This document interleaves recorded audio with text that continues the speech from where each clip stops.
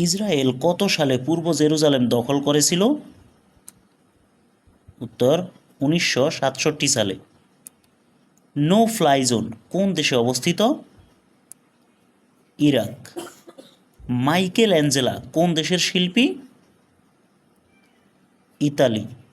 McMahon line কোন কোন দেশের সীমানা নির্ধারণ করে?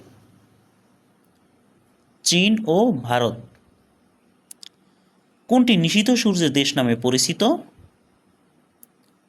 নিশীথ সূর্যের দেশ হচ্ছে হেমারফেস্ট। আর যদি নরওয়ে থাকে তাহলে নরওয়ে হবে। ইসলামী উন্নয়ন ব্যাংকের সদর দপ্তর বা প্রধান কার্যালয় বা সচিবালয় কোথায় অবস্থিত? তো জেদ্দা।